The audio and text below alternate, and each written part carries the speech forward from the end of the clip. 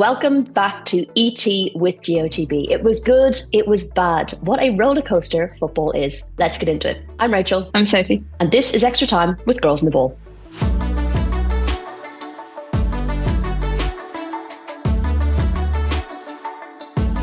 Right, we're obviously going to get into the Nations League drama. We had so much, positive stuff to chat about, and then things kind of went tits up yesterday. So we're going to delve into it. Before we do that, though, this is your weekly reminder to subscribe wherever you listen, wherever you watch your podcasts, so you do not miss an episode, especially when we do random things like posting on a Wednesday rather than a Monday. If you're following, you will get it immediately into your feeds. And do follow us across our platforms at Girls on the Ball on everything. And you can follow our coverage there too. Right, Sophie, we saw almost everything good about the Lionesses on Friday. And then Tuesday was a nice, timely reminder that not everything is rosy just yet, and that things take time, maybe as you lead up to a tournament, and there are still going to be bogey results within the squad.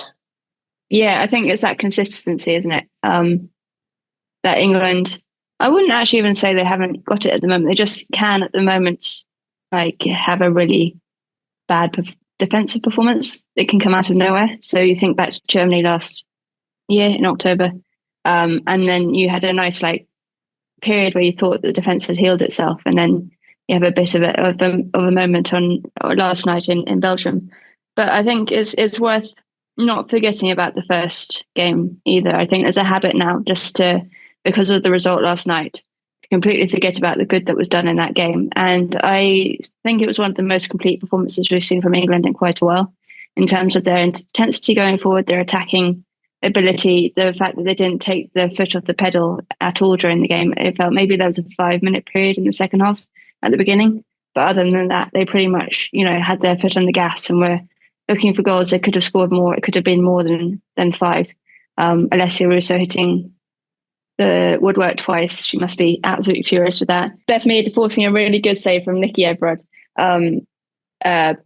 But yeah, I think it is worth remembering the positives from Friday, because you don't just get rid of those overnight, and they don't just appear out of nowhere either. This is the thing. And I think for me, the context around all of these last few performances has been the players that have been missing. And we've kind of saw England finally finding a really good quality performance without those players. And you kind of thought, okay, they do know how to manage without some of those, without your Greenwoods, without your Hemps, without your Stanways.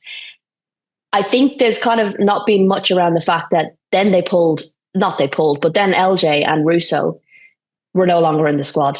And that's another thing that you have to contend with. I think as well, maybe they'll say it wasn't the case, but I think England were a little bit lax in the performance. I think they went in thinking, smashed them 5-0, going to win this game. It might not be as tight. It might not be as big a score line, but we're going to win this game. I think there was a little bit of complacency as well in terms of how slowly they reacted to Belgium's tactics. And I think that was a little bit of a concern. It was weird, because it was exactly the same playbook as when we were there in October last year. No, the year before, 2023. Yeah. They all merge into one of these years. But yeah, it was exactly the same playbook, but kind of stay compact, hit them on the break. And Belgium weren't able to do that at Bristol or, at home. They find that tricky away from home. But actually, they did it away at Spain earlier this Nations League, where they went 2-0 up exactly through that playbook. They played really well. They had not much possession, but they just took their chances and were really clinical with them on the break. And they put it into action against England. And England didn't learn from that experience in 2023. So my brain is all over the place. But I think it was just such a slow 30 minutes. And I think once the first goal went in, it was a bit it was the worst possible start. It was so early. And then you had Justine van Havermaet. She is so tall in that box, and they just didn't mark her. And before you know it, you're 2-0 down. And then every time you're pushing forward, you're pushing yourself at risk. And that's what happened for the third goal, and they were stretched again. I think Niamh Charles and Millie Bright really, really struggled. And it might be down to, certainly for Millie, it might be down to tiredness. I don't know really what the reason was for Niamh Charles on this occasion. She just had a bad performance. But I think it was made especially apparent because And this is nothing against Aggie Beaver-Jones, but she's a great young talent, but she's known for her attacking abilities, right? And I don't think she provided the kind of defensive cover that we've seen from like the likes of Lauren Hemd or LJ down that left side. So when they were getting caught and Tessa Willott was just running through them, there wasn't that protection. And in the first half, England tried, because they'd taken out Ella Toone as well, who adds that extra protection on that side as well. And Jess Park was there. And Jess Park is a brilliant technical player, but she's not someone to go and get stuck in and hassle and harry and have that kind of tenacious side to her that Ella Toone has. So it just felt very disjointed, very one-sided. And that it then like translated to the right side, because the right side just started overcompensating for the left side, because they had to do everything. And Lucy was trying to push forward too far and she just kept getting caught out. And that was the third goal.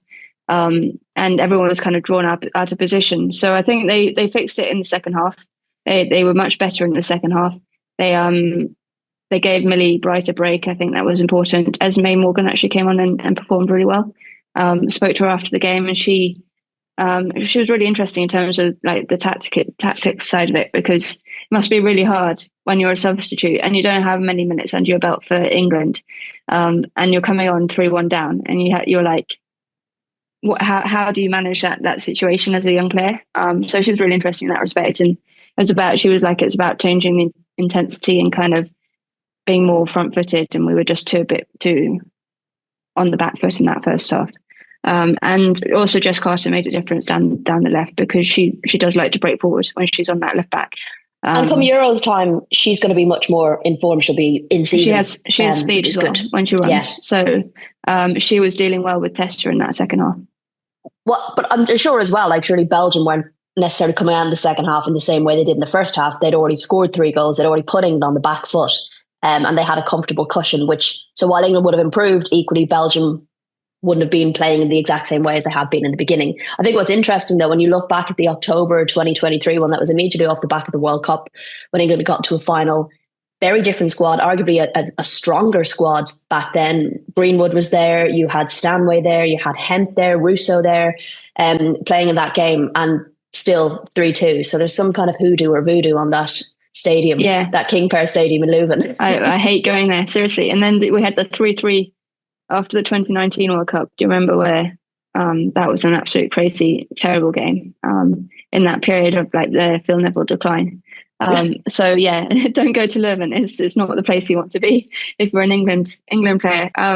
It's much the same as like probably Belgium going to Bristol. They hate it, and England hate going to Leuven. But I think it's worth not overreacting about it. I think there are clearly problems that need dealing with. I think there was a lot of learnings from last night. I think Serena Wiegman will have a lot clearer idea of who her starting 11 is. I think from what I was saying earlier about Toone is probably the best number 10 at the moment, if not Fran Kirby. But like England really miss her when she's not in that position, not because of her productivity necessarily, that can be improved. But I think she is she works so hard.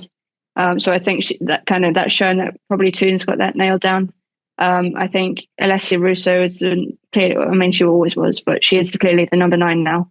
And we need to find someone who can hold up the play as an option. And I don't think Nikita Parrish showed that ability on last night. I think as well, what I was going to say is, I always find the reactions to games really interesting. And I think a lot less is said when England dominate a game. I always find social media, WhatsApp groups, a lot quieter when England go out and smash a team 5-0. Less is drawn from it. There's less interest almost in confidence to say that was really good. The tactics were really good. This, and look, we get reports on it saying it was a really good performance, whatever. But it just never feels like as much is taken from a solid win as when England lose. And suddenly the reason England lose is because there's 10,000 different problems, and this player is wrong, and that player is wrong, and the player who started is wrong, and tactics were wrong, and the reaction was wrong. So much more is drawn out of a loss and analysed from a loss than from a win, which I just find really interesting. And maybe it's because I can be a little bit more from the outside, not being English. But I do find I can do that with Ireland as well. And we will come on to them. But I think there's sometimes an inability to kind of macro out a bit from these results and these windows. I think the problem is you react, like football is so reactive these days that you go from game to game thinking that is the example of what the team is like. So you're only as good as your last game, I think, is very much the case in football, rather than thinking about the last, 2-year cycle. England are always better in tournaments. So we've said this before. They always, once they get into tournament mode, they are much better. We've said this before, where, we've been in into these run-ins to tournaments, and they're not at their best. They don't flow. The mentality might not be there, all the time. You're going into games that, yes, well, you want the Nations League. Nations League doesn't matter. I'd almost, I was saying this earlier, I almost would like to finish second in the Nations League, because then you don't have to do the playoffs in the autumn, and then you don't have to do the finals week in the autumn, and you can go off and play fun sides like the USA, or, sides that you haven't met 20 times in the last 2 years, because you're always just playing the same old opposition. And it's boring for the watcher, it's boring for the players, I'm sure. And I really don't understand why we've pigeonholed this tournament into this part of the year. I just don't get it at all. I remember last night, Spain, Portugal and Belgium are all in the same group in the Euros. I mean, that's Sweden and Denmark, same group in the Euros. Yeah, but like for 3 teams to be in the same group in the Nations League and the Euros, that's ridiculous. And by the summer, they're all going to know each other so well. Portugal lost 7-1 to Spain last night. Their next game against Spain is in the Euros. How is that going to affect their mentality and kind of... Yeah. You develop playing the same teams over and over and over again. One bright spark from last night's game, and to be honest, I think there was a lot of bright sparks from Friday night's game. Lucy Bronze was excellent. Beth Mead was excellent. Alessia Russo, despite both of them not getting goals, their work rate, their performance was really, really good. Great to see Aggie Beaver-Jones get her first goal. Kira Walsh getting her first goal. Lots of really positive things from that game. A big bright spark from last night's game was Michelle Adjumang. And I honestly didn't think, I was delighted she got called up. I honestly didn't think she'd get a minute. It puts a real kind of, in this argument that Serena never gives youngsters a chance. You might have seen a Michelle coming on when England are 4-0 up and comfortable, and she might get an extra 5 minutes. To bring her on when England are losing and they need a goal shows you the confidence the manager has in the player. For her to deliver in the manner that she did, like when you write about a dream debut, you probably wouldn't even write that. You would that's not even going to happen. That's not even realistic. I'm not even going to write that down as a dream debut. So for her to come on, not just score the goal in the way she did, what I loved about it was the maturity of, I'm going to go and get the ball because we need to go and put the ball on the halfway line. And she gave it a bit of this to the crowd and a bit of celebration, but her first thought was, get the ball out of the net. We need to go again. And I love that. Yeah. And it makes you think now when we think about the Euros and who are those fringe players that Serena's going to take a chance on. She's just put her name in the hat for that. Yeah, I think it's interesting with Michelle. I think she's always been quite clearly one of the talents of, or if not the talent of her generation of players, coming through the youth, setup and everything like that. She's quite clearly, always, when you watch a young player and that they're going to make the senior team, that's always been on the cards. Whereas some, you're like, they have potential, but you're not quite sure, they're quite there yet, or whether they ever might be quite there. With Michelle, with Leah Williamson, you always knew that all are on him. You knew that they are destined for that senior team. I think it's about how you manage Michelle now, because she is young. They do have to send her to the under-19s Euros in the summer because they'll want to get to the under-20s World Cup. And that under-19s team is incredibly talented, but they are incredibly more talented when you have Michelle on the end of in the box. So it's about managing that load for her and managing that minutes. I'd take her. I just think, what's the point at this point of taking, I don't know, this is going to sound harsh, but say Nikita Paris, she's on the end of her career as a footballer. She's very experienced. She has a lot of qualities that she brings in. But if you're going, thinking about the future of this football team, thinking about the 2027 World Cup in Brazil, who's the player that's more likely to gain that from that experience? And I would say Michelle Adjumang is going to be in that team in 2027. So you have to take her at least to get the tournament experience on this occasion. And then if you need to throw her on for 5 minutes at the end because you need a goal, then go and do that because she's showing she can do it. She's showing she can score. I think last night they were crying out for that kind of profile of striker. They really missed Alessia Russo. They really missed and they're very, very different forwards, don't get me wrong. But both of them can hold up the ball well. Both of them are quite instinctive in the way that they act within the box. And you saw that with Michelle's goal. We've seen that with Alessia many times. That was really lacking throughout the rest of the game, is that there was just no focal point for England to attack through. And I think it provides England with a kind of versatility. I mean, England like to play possession-based football, but that goal was a long ball forward from Leah Williamson. And she takes it down and, on a knee and half volleys it home. And that just shows, you have that versatility between the passing football and the possession-based football. And then you have the ability to throw someone on like Michelle, send it long, and she has that ability to put it in the back of the net. So I think it gives England more dynamism and more dimensions, I guess, if they have a player of her profile. That's why I've always said I thought Bethany England should go, because she's more that kind of instinctive striker in the box. Yeah, a bit like a Rachel Daly or an Ellen White. Okay, we're going to move on to Ireland, because that's where I am, and that was the game I was at last night. And 2 wins, Carla Ward now, both against Greece. I think if you break them up into quarters, almost 4 quarters of football, a really poor first half from Ireland against Greece, and I think there were flashes of Slovenia and a bit of a fear that was going to turn out like that again, looking kind of ropey defensively when Greece came forward. And I think Greece probably looked more likely to score in the first half of the first game. Bearing in mind, there'd been a few. Katie McCabe was having her minutes managed. Came on in the second half. Marissa Shiva came on in the second half as well.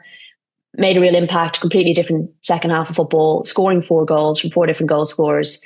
Amber Barrett getting the goal in her 50th appearance as well. So a much more improved second half. And I did kind of ask at the pre-match press conference if that was a case of things just clicking. Finally, things are starting to click. They've shaken off that Wales defeat. Things are starting to understand what Carla wants from them. Or was it a personnel change, or was it a bit of both? And I think it might have been a bit of both. The whole narrative then was there's no Katie McCabe for the second leg because she got a second yellow card, and in the Nations League, if you get 2 yellow cards, you're suspended. Which feels like not a lot of cards in a tournament of 6 games. Especially for defenders. Yeah. So, so she wasn't available, despite many saying she got sent home because of a calf strain. She did have a calf strain, but had she not gotten the yellow cards, she would have been involved in the game last night to some degree. She still would have had her minutes managed, but she would have been involved.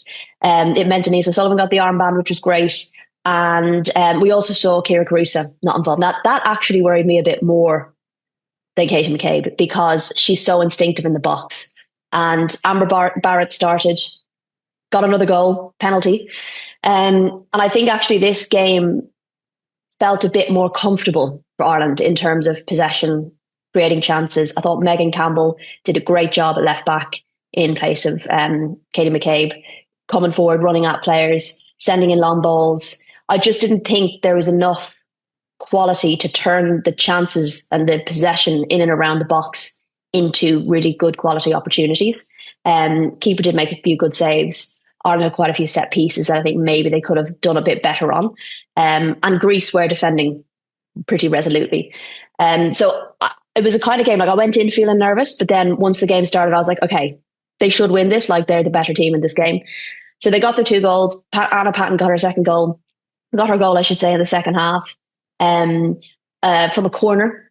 So a set piece delivery did work. But I just think a bit of lapse in concentration around the back and a failure to clear the lines allowed Greece to get back into it. And it then just made the final 10 minutes unnecessarily nervy. But yeah, I just felt like what I found interesting was the kind of unwillingness to be happy with the win. There's still so much critique over how they play. And it's a bit unfair because it doesn't provide the context of a team with a new manager who've had 4 games under her now and everything's not perfect yet.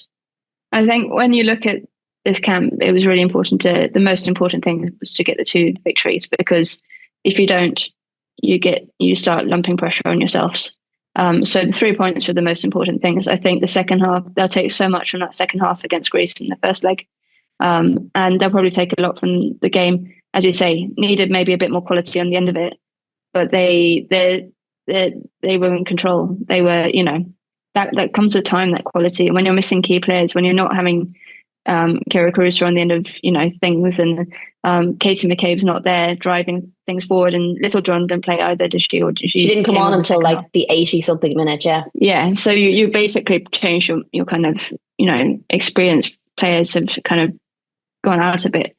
There's a lot of experience, don't get me wrong, in that team, but when you're taking out key individuals like that, you're obviously going to maybe struggle a little bit. You were saying to me that Carla was saying in the press conference that it's so hard to prepare for Greece because they set up differently all the time. And that's got to be a learning process as well, learning how to deal with that, come up against opposition who will change things and will kind of, put a cat amongst the pigeons, as it were. And the fact that they came through both games and got the job done, I think, is important. And now they can build onto the summer. They're in, League B. They've got 2 more games. Hopefully they get promotion to League A. But actually, even if they don't, it's not actually the worst thing in the world because it's World Cup qualification. So, you'd probably want to be League A because then you get the better draw for a playoffs. Yeah. But it's probably a really good experience for her. And then, in the summer, in June, they're going off to the USA and they've got a double header in the USA.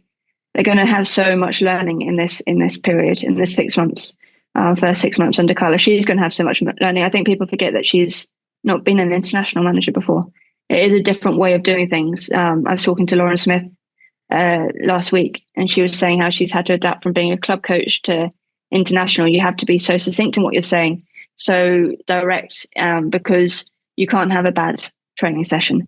You can't afford to have a bad training session. Whereas in club, you could have a bad afternoon and then come in the next day and you can put it right. You can have a bad game. Yeah, and you generally have like 2 or 3 sessions before your first game in an international window, if that. So you have to make it really, you have to be really clever with how you're delivering. And I think that's a learning process as well for all coaches. I asked Anna Patton about that, like about the kind of downside of the international windows is that they're so short that it gives you so little time to kind of get on board a load of information. But equally, when you do gain any sort of momentum, you just want to back out there and play again. Like they've won 2 games now on the bounce. They want to go out and play again. Whereas now they have to wait another, 6 weeks until the next one. There's just lots of things that kind of factor into it. Like last night, they made a lot of changes in the second half, quite a few changes in the second half. Yeah. And it was a little bit disjointed. And it did give a little bit of flair going forward with Murphy and Noonan coming in, but it just kind of did slightly destabilize things a little bit, I think. And it's just the willingness to address the reasonings behind performances rather than just saying, well, we fucking walked League B last time around, why aren't we doing it again? Is just a really kind of naive and short-sighted way of approaching results in these moments. So the main thing for Ireland, as he said, is getting the 2 wins. It all comes down to Turkey away, Slovenia at home, in Cork, and they need to score goals. This is the thing. And slight bonus that Slovenia only beat Turkey 1-0. But in terms of goal difference, if Ireland want to top the group, they need to be banging in goals. And I think having the key players back, your Carusas, your McCabe's, will be really important to that. I know this is a hypothetical, but if you come out of that final window with 2 more wins, you've had 1 blip in, 6 games. You don't want blips, don't get me wrong. You never want a blip. But sometimes you need them. But sometimes you need them, and sometimes they just happen. Football's football. Like weird stuff happens all the time. People beat you who aren't meant to. Look at England. Getting beaten by Belgium. France. France. It just happens in football, and on any given day, your opponent can be better than you for whatever reason. So I think even if they come out of that camp, that window, and they've got 2 more wins, I think that's a really positive stepping stone going forward. And with 2 more wins, that should be okay, I think.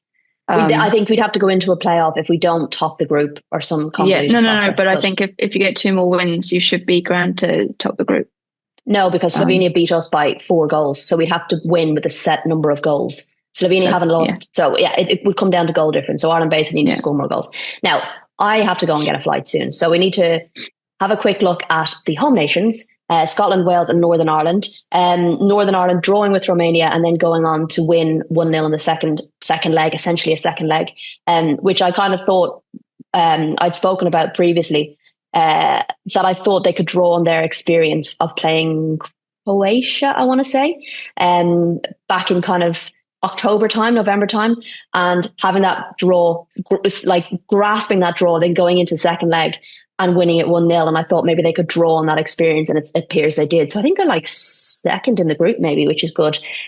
Wales then having a close defeat to Denmark and then drawing again with Sweden, which is coming up on my Twitter for some reason. Historic draw with Sweden. Wales draw historically with Sweden. I was like, you literally drew with them the last time you played them. Why is this one historic? Anyway, they've got Sweden's number, it seems, which is interesting because they've drawn with them Sweden twice are interesting, aren't they? Because it's a really good, like, Wales are showing up in this Nations League campaign, and I think a lot of us maybe naively thought that it would be really tough for them, or maybe not naively. With Ireland. History says that, they might, and they're proving really hard to break down. They're scoring goals. You know, they are getting on the score sheet.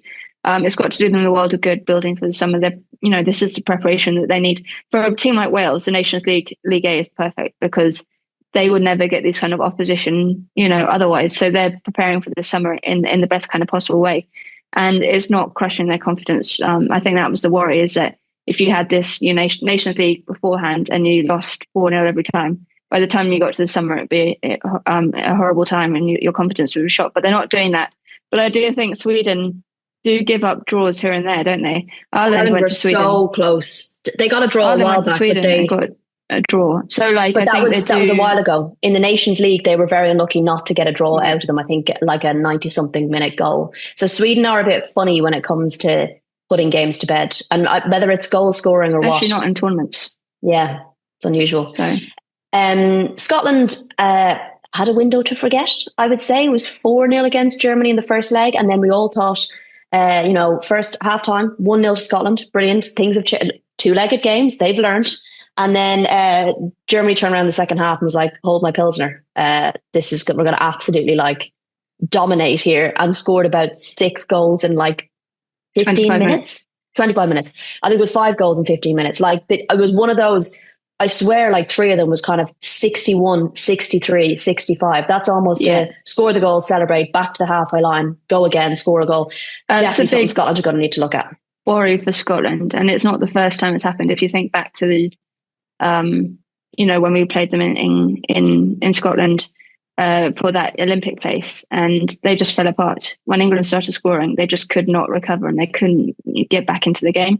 And that has to be a worry. But there is good news today. They've got a new manager, full-time manager finally. Assistant in Australia is coming over to be their manager. So Melissa Andriatta, I think her name is, and I think that's really, really important, because that's the only way you can start to move forward as a country, is to build under a new manager. And I think having this sort of in between period helps no one.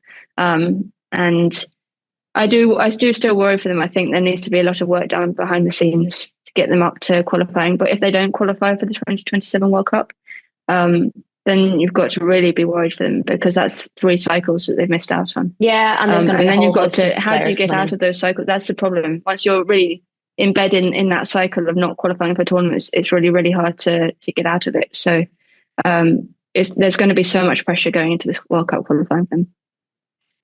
Okay, well, we're going to wrap it there, because I need to leave my house in about 90 seconds, which I don't think is going to happen. But it was worthwhile holding off in the pod so we could react to all games. We now have to close the door on the international window and open the door to domestic football again, with the FA Cup semi-finals taking place this week. We will be at both of them, and then we'll be back with our next episode next Monday. So our usual normal order is restored after this episode. So thanks, guys, for joining. Do give us a shout and leave any comments on how you thought the international window went, and maybe as well how you think the semi-finals are going to go in the FA Cup. Are we going to have another Chelsea-Manchester City match to take on? Which, just even saying that, I'm like, again? Anyway, maybe we won't. Maybe something special will happen. Who knows? It's the FA Cup. Thanks so much for joining, guys. We'll chat to you again very soon.